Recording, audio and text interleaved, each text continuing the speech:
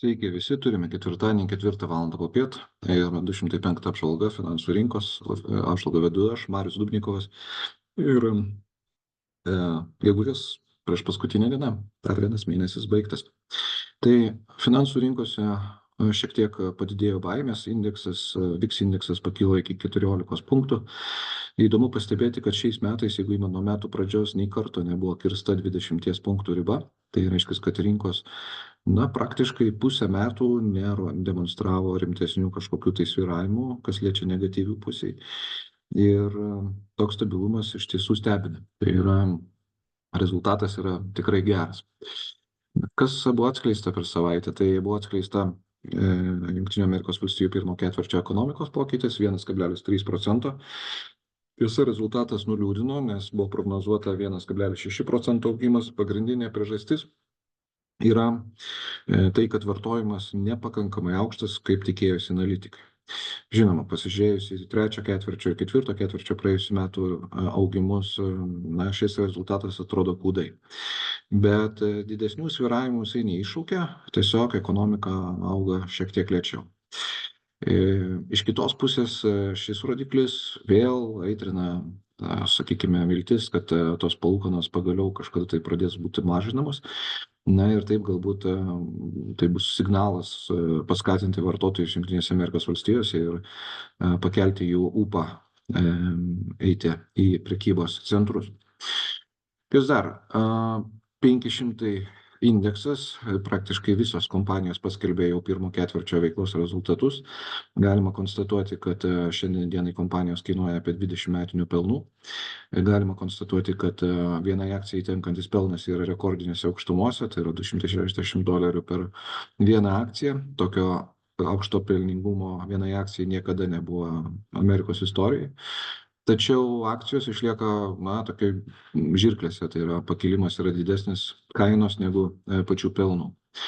Įdomu tai, kad 3 ketvirčiai, tai yra 75% įmonių skelbė aukštesnius pelnus, negu buvo prognozuota dar metų pradžioje. Tai šiek tiek džiugina ir be abejo tai atsispindi ir akcijų kainos. Kas dar iš ataskaitų yra labai įdomus dalykas, tai vėl galima išskaičiuoti, kiek įmonių naudoja dirbtinį intelektą. Tai pirmą ketvirtį tokių įmonių buvo 200 ir tai vėlgi rekordinis skaičius, tiek įmonių niekada nenaudoja dirbtinio intelekto kaip šiais metais.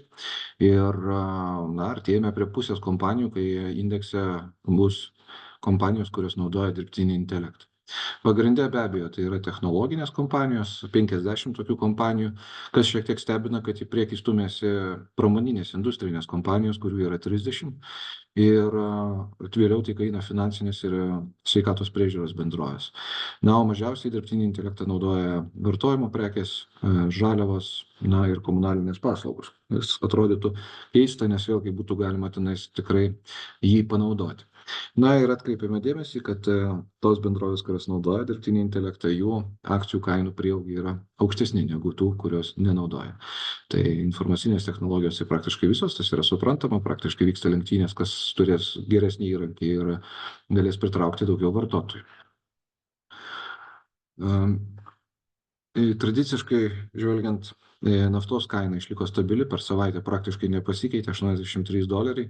Svyravimai didėja, kas yra įdomu, tai apčiuopiamai didėja, nes didėja praktiškai nuo $80 iki 85, jeigu imtume prekybos apimtis dienos bėgyje. Tai rodo, kad ieškoma nauja kryptis ir kur jinai pajudės, bus matyti, bet kol kas augimui daug vilčių neteikiama, nes nėra ekscesinio arba per didelio vartojimo ir nėra vilties, kad čia kažkas tai labai dramatiškai keistųsi. Geopolitiniai įtampos jos išlieka praktiškai tokios pat, kaip ir buvo mėnesio pradžioje.